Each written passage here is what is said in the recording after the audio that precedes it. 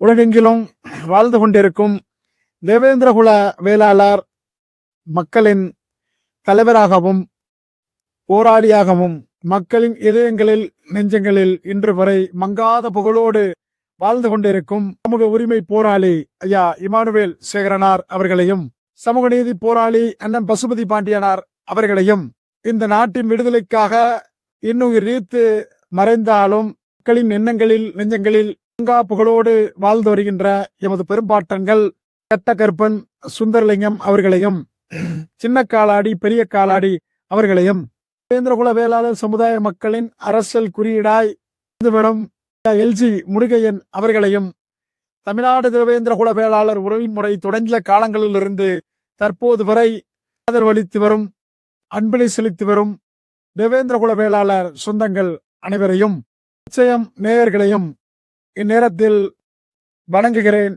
நான் உங்கள் அன்பு சகோதரன் வேச முத்துக்குமார். தேவேந்திரகுல வேளாளர் உறவுமுறை பதிவு எதற்காக என்றால், நாட்டில் சுதந்திரம் பெற்றதற்கு பின்பாக நடந்த மிகப்பெரிய ஒரு வன்முறை, மிகப்பெரிய ஒரு படுகொலை. அன்றைய தஞ்சை மாவட்டம், நாகப்பட்டினம் மாவட்டத்தை சார்ந்த வெண்மை கிராமத்தில் பூர்வகுடி மக்கள் பெரும்பாலும் விவசாய தொழிலாளர்களாக இருந்து வந்தனர். அந்த நேரத்தில் பெரும் நிலச்சுவாந்தாரர்களாக அநேக பேர் இருந்து வந்துள்ள நிலையில், கோபாலகிருஷ்ண நாயுடு என்பவரும் அந்த பகுதியில் ஒரு நிலச்சுவாந்தாராக இருந்து வந்துள்ளார். நிலச்சுவாந்தாரிடம் பூர்வகுடி மக்களான தேவேந்திரகுல வேளாளர்கள், அரையர் சமுதாய மக்கள் விவசாய தொழிலாளர்களாக இருந்து வந்த இந்த நிலையில், ஒருபடி நெல்லை கூலி உயர்வாக கேட்டு வந்திருந்த நிலையில், நிலச்சுவாந்தாருக்கும் பூர்வகுடி மக்களுக்குமான ஒரு விரோத மண்பான்மை நிகழ்ந்து வந்திருந்த நிலையில், அன்றைய இரவு 1968 ஆண்டு டிசம்பர் 25 தேதி ஒருபடி நெல் கூலி உயர்வு கேட்டு வந்தமைக்காக 44 பேர் பூர்வகுடி மக்கள் உயிரோடு எரித்து கொல்லப்படுகின்றனர். இந்த உலகத்திலே மிக பெரும் ஒரு பயங்கரவாதமாக இந்த சம்பவம் இன்று வரை பேசப்பட்டு வருகிறது. அன்றைய பூர்வகுடி மக்களுக்கான அடக்குமுறைகளுக்கு எதிராக களத்தில் நின்றவர்கள் யார் என்று பார்த்தால், பெரியாரிய தொண்டர்களும் கம்யூனிசிய தோழர்களும் தான். என்றும் பூர்வகுடி மக்களுக்கான அடக்குமுறைகள் இல்லை என்று நினைக்கிறீர்களா? என்றும் பூர்வகுடி மக்களுக்கான அடக்குமுறைகள் இருந்து கொண்டு தான் இருக்கிறது. 44 பேர்களில் 23 பேர்கள் சிறுவயது சிறுமியர், அதாவது 16 வயதுக்கு உட்பட்டவர்கள் என்பது மிகப்பெரிய ஓர் பேரதிர்ச்சியான ஒரு விஷயமாகும். இந்த கோபாலகிருஷ்ண நாயுடுவை அந்த வழக்கில் இருந்து அன்றைய காலகட்டத்தில் உள்ள நீதிமன்றங்கள் போதிய சாட்சி இல்லை என்று விடுதலை செய்தது. ஆனால் பெரியாரிய தொண்டர்களும் கம்யூனிசிய தோழர்களும் கோபாலகிருஷ்ண நாயுடுவை 47 உயிர்களை பலியெடுத்த கோபாலகிருஷ்ண நாயுடுவை பலிக்கு பலி தீர்த்து 47 உயிர்கள் பலியினை சமன் செய்தார்கள். அதில் அத்தனை தோழர்களையும் தலைமையேற்று நடத்திய ஒருவர் யார் என்று பார்த்தால், தேவேந்திரகுல வேளாளர் சமூகத்தை சார்ந்த தோழர் அமல்ராஜ் அவர்கள் என்பது மிகவும் குறிப்பிடத்தக்கது. இந்த சம்பவத்தின் மூலமாக உலகெங்கிலும் வாழ்ந்து கொண்டிருக்கும் பூர்வகுடி மக்களுக்கும் தேவேந்திரகுல வேளாளர் சொந்தங்களுக்கும் நான் ஒன்றை நினைவுபடுத்த கடமைப்பட்டுள்ளேன். என்று இந்த மக்களிடம் இருந்து பெரியாரிய தொண்டர்களும் பெரியாரிய சித்தாந்தங்களும் கம்யூனிசிய சித்தாந்தங்களும் இந்த மக்களிடமிருந்து என்று திட்டமிட்டு ஓரங்கட்டப்பட்டதோ அன்றிலிருந்து பூர்வகுடி மக்களுக்கான ஒடுக்குமுறைகளாகவே தற்போது வரை இருந்து வருகிறது என்பது நிதர்சனமான உண்மை. என்று கூட திருநெல்வேலி மாவட்டத்தில் ஈக பெருஞ்சுடர் ஐயா இமானுவேல் சேகரனார் அவர்களுக்கு திருநெல்வேலி மையப்பகுதியில் முழு உருவ வெண்கலி சிலை நிறுவிட வேண்டும் என தமிழ்நாடு தேவேந்திர குல வேளாளர் உறவின் முறை சார்பில் அரசுக்கு ஒரு கோரிக்கை வைக்கிறோம்.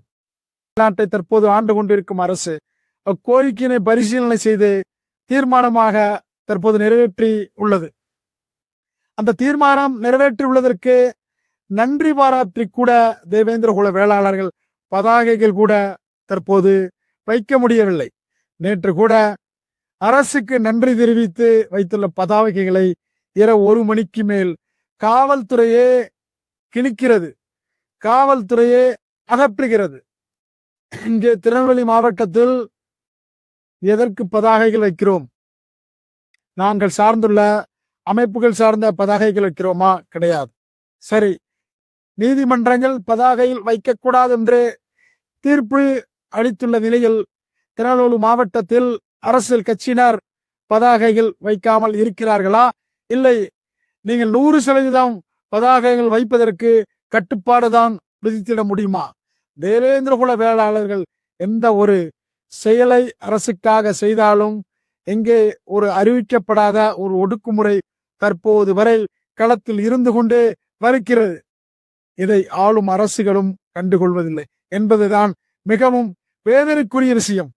இந்த டிசம்பர் 25ஆம் தேதி இதை நான் உங்களுக்கு எதற்கு நினைவுபடுத்த கடமைப்பட்டுள்ளேன் என்றால், 1968ஆம் ஆண்டு டிசம்பர் 25ஆம் தேதி போரோகுடி மக்களான தேவேந்திர குல வேளாளர் சமுதாய மக்களும் பறையர்குடி மக்களும் உயிரோடு கொளுத்தப்பட்டனர்.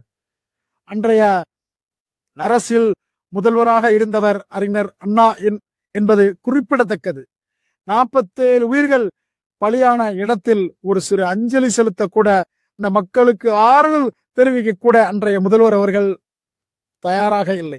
ஆனால் அதையெல்லாம் ஒரு படிப்பினையாக எடுத்துக்கொண்டு இன்றைய தமிழகத்தை ஆண்டு கொண்டிருக்கும் தமிழக முதல்வர் தேவேந்திர குல வேளாளர் சமூகத்தின் கோரிக்கையினை கனிவுடன் பரிசீலனை செய்து தற்பொழுது ஐயா இமானுவேல் சேகரனார் அவர்களின் சிலை நிறுவிட ஆயத்தனமான பணிகள் நடந்து வந்து கொண்டிருக்கிற இந்த சூழலில் அரசுக்கு நன்றி பாராட்டிட கூட தேவேந்திர குல வேளாளர் சமூக மக்களுக்கு உரிமை இல்லையா? இல்லை, இங்கே இருக்கும் அரசு அதிகாரிகள் வேறு ஒரு அரசினை நிறுவிட திட்டமிட்டு முயற்சி செய்து வருகிறார்களா? தொடர்ந்து தேவேந்திர குல வேளாளர்களை திராவிட முன்னேற்ற கழக அரசுக்கு எதிராக நிறுத்துவதற்காக யார் இவர்களுக்கு அஜெண்டா கொடுக்கிறார்கள்? வேறு எந்த சமூகத்தினரும் அரசுக்கு நன்றி தெரிவிக்கும் பொழுது இவர்கள் கிழிப்பதில்லை. சில காவலர்கள் இதை ஒரு தலையாய கடமையாக தினசரி செய்து வருகிறார். இந்த நிலை என்று மாறும், இந்த நிலை என்று மாறும்.